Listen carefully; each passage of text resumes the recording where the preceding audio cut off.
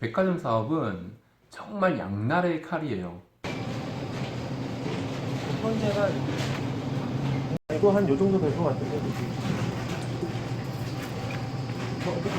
방염이나 이런 거 다 되는 걸로 들어와야 되는데. 네, 그렇죠. 그거 갖고 오셔야 돼요. 예, 예. 백화점 사업에 대해서 어떻게 생각하냐고요? 외식업 하시는 분들은 또는 판매업을 하시는 분들은 백화점에 입점하는 거에 대해서 어떻게 생각하시는지 되게 궁금하신 것 같더라고요. 백화점에 들어간다는 것은 일반적으로는 굉장히 긍정적으로 많이들 보시지만은 백화점 사업은 정말 양날의 칼이에요. 잘만 활용을 하면은 회사에 큰 성과를 가져다 줄 수도 있고요. 잘못하면은 회사 말아먹는 지름길이기도 해요. 대체로 백화점 입점을 해보지 않으신 분들은 백화점에 입점을 하면은 굉장히 핑크빛 미래만 상상을 하게 되는데요. 절대 그렇지 않습니다. 백화점 사업에 대해서 두려워하시는 분들은 제가 크게 걱정을 안 하는데요. 내가 백화점에만 입점을 한다면 내 사업이 굉장히 많이 커질 것이다. 이렇게 기대하시는 분들이 생각보다 너무 많아서 제가 그런 부분에 대해서 얼마나 큰 위험을 가지고 있는지 그리고 어떤 걸 주의를 해야 되는지를 좀 말씀드리고자 합니다. 우선 백화점에 입점하는 그 자체만으로 굉장히 큰 스트레스가 될 수 있어요. 이유가 뭐냐면 우리는 보통 백화점을 특수상권이라고 하는데요. 그 특수상권이 아닌 경우는 로드샵 상권이라고 합니다. 이제 보통 길거리에 보이는 매장들은 로드샵이라고 하죠. 특수상권이 들어가게 되면은 꼭 만나야 하는 사람이 있는데 바로 백화점 MD 또는 바이어 또는 파트장 이런 어떤 직함을 가진 백화점 담당자를 만나게 됐는데요. 제 경험에 비추어 보면은 그들의 그 갑질은 아직 없어지지 않았어요. 물론 모든 백화점이 그렇지는 않습니다. 제가 겪어본 백화점 중에 가장 갑질이 심하고 거래처를 하대하는 백화점은 정말 사람을 스트레스 받게 해요. 백화점 본점에서 미팅 약속을 하고 2시까지 만나러 갔습니다. 2시까지 만나러 가면 보통 한 10분 정도 전에는 도착을 하죠. 1시 50분쯤 도착을 해서 도착했다고 연락을 하지도 않아요. 저희가 상대방에게 초조한 마음을 줄 수가 있기 때문에 2시 거의 정각 또는 한 2, 3분 정도 전에 연락을 해요. 도착을 했다고. 그러면은 보통은 뭐 나오는 데까지 한 5분, 10분이면 나오는데 한 40분 정도 늦게 나오는 경우가 한 일반적이고요. 조금 빨리 나와도 한 20분. 많이 늦으면 1시간 늦게 나오는 경우도 있어요. 그러면 우리는 백화점 협력사 대기실에서 기다리거든요. 거기 가면 뭐 커피, 뭐 음료, 과자 이런 것들이 비치는 되어 있어요. 그러면은 거기에서 이제 간식을 먹으면서 기다리는 그런 곳이 많이 있는데요. 자, 제가 이니셜로 말씀을 드리면 알 것 같아서 그냥 A, B, C 이 정도로 말씀을 드릴게요. 가장 매너가 없는 A라는 백화점. 거기는 보통 뭐 만나면 40분 정도 늦게 나오는 건 기본이고요. 사실 우리가 미팅을 하다 보면은 늦게 나올 수 있죠. 늦게 나올 수 있고 뭐 개인 사정이 있을 수도 있고 중요한 회의가 있을 수도 있고 임원들의 어떤 지시사항이 있을 수 있잖아요. 문제는 늦어도 미안해하지 않는다는 거예요. 그들은. 늦으면은 아유 너무 많이 기다리셨죠. 뭐 이 정도의 인사는 해야 되는데 이 A 업체는 이 MD가 개인 성향인가 보다라고 처음에는 생각을 했습니다. 그래서 아이고 이 친구는 성공하기 힘들겠다 이렇게 생각을 했었는데 제가 그 이후로 수년간 약 한 7명 정도의 MD를 만났었거든요. 그런데 이 A 업체는 그게 그냥 일반화되어 있더라고요. 거래처에 대한 존중이 아예 없고 늦는 거에 대한 미안함도 없고 그냥 매너가 없어요. 한마디로 얘기하면. 물론 이 MD가 매너가 없는 이유가 한 가지가 있어요. 예를 들면 이 회사가 만나는 브랜드가 굉장히 대단한 브랜드이거나 자기가 섭외하고 싶어서 안달난 브랜드라고 한다면 그렇지 않을 수도 있겠죠. 그런데 일단 그런 건 차치한다고 하더라도 기본적인 인간관계잖아요. 본인들이 원해서 우리한테 요청을 하는 거고 그런데도 하대하는 거에 대해서 굉장히 당연하게 받아들이고들 있더라고요. 그 7명이 대부분이 그런 성향이에요. 약간의 정도 차이가 있을 뿐이지. 일단 처음에 백화점 입점을 시작한다 그러면 그 정도는 감안하고 시작하셔야 됩니다. 자, 물론 이제 지금은 이 사업의 백화점 입점에 대한 사업에 대해서 장단점을 말씀드린 게 아니라 백화점 사업을 하다 보면은 이런 관계가 있을 수가 있고 모든 백화점이 그렇다는 건 아니에요.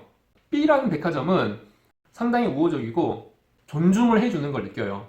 물론 늦으면 늦는다고 이야기를 해주고 늦어서 미안하다고 얘기를 해주고 뭐 이거는 그냥 일반적인데 A라는 백화점이 대체로 그렇다는 내용이에요. 아마 백화점 사업을 해보신 분들은 지금 이 제가 하고 있는 얘기가 그 백화점 거기지? 라는 이야기가 입에서 툭 튀어나오실 거예요.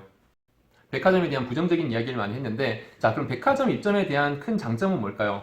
짐작하시겠지만 백화점이라는 유명한 장소에 들어가기 때문에 이 브랜드에 대한 신뢰도를 높일 수가 있어요.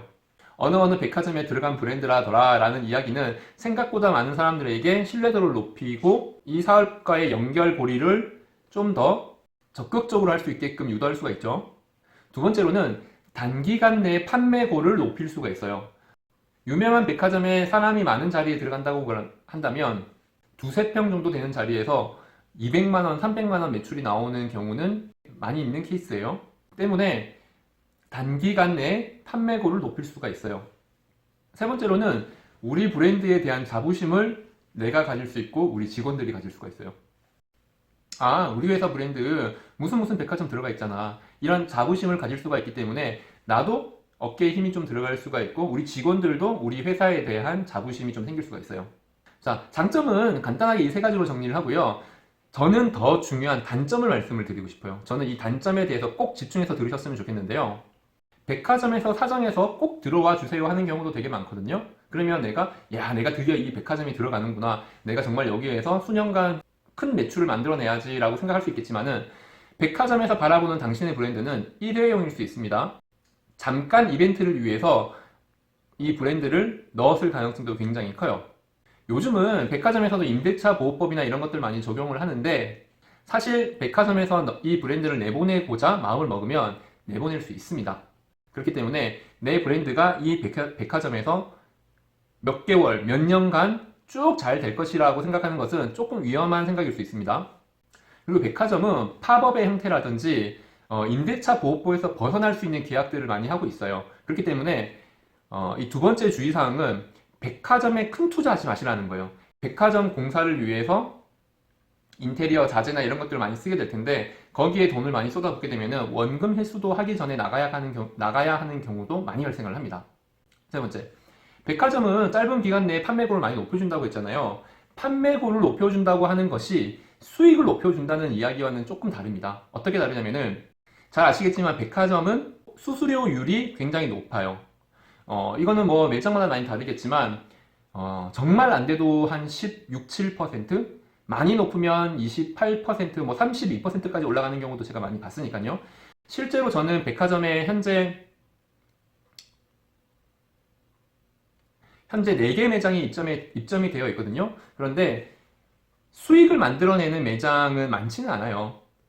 자, 그럼 그 수수료는 예를 들면 20%라고 가정을 하게 되면은 내가 1,000만 원 정도 판매를 하게 되면은 월세를 200만 원 낸다 이렇게 계산할 수가 있거든요. 그런데 우리가 월세를 200만 원 정도 내는 로드샵을 가보면 매출은 한 1,800에서 2,000만 원 정도 나옵니다. 물론 뭐 매장 컨디션이라든지 브랜드에 따라 좀 다르겠지만 저희가 예상하는 월세는 2,000만 원 정도 매출이 나오는 곳에서 200만 원 정도의 월세를 내는 게 적당해요. 그렇다고 한다면 수수료율 20%는 일반 로드샵의 2배 정도라고 봐야 되기 때문에 낮지 않은 월세라고 보시면 되고 25%면은 굉장히 높은 겁니다. 네 번째로 백화점 들어갈 때는 수수료율 몇 프로 다음으로 중요한 게 관리비예요. 관리비. 관리비라는 것은 직접 관리비, 간접 관리비 이렇게 두 가지가 있는데요. 직접 관리비는 내가 쓴 전기의 비용을 내는 거고요. 간접 관리비는 내가 전기를 쓰던 안 쓰던 내는 관리비를 얘기해요. 예를 들면 엘리베이터, 에스컬레이터, 보안요원 이런 사람들에 대한 관리비인 건데 그게 생각보다 굉장히 높을 수가 있어요. 그래서 직접 관리비와 간접 관리비를 계약을 하기 전에 명시를 꼭 하시고 계약을 하셔야 돼요. 다섯 번째로 백화점은 연속성이 별로 없어요. 왜냐면 백화점은 꾸준히 경영자들로부터 변화를 주라는 요청을 받거든요. 그 MD들은. 그렇기 때문에 이벤트성으로 이 브랜드가 들어가면은 잠깐 동안 들어가지 아까 말씀드린 것처럼 장기간 못 들어가요. 그걸 모르고 인프라 투자를 많이 한다거나 인건비 투자를 많이 한다거나 그러다 보면은 백화점에 입점을 하고도 망하는 경우가 많습니다.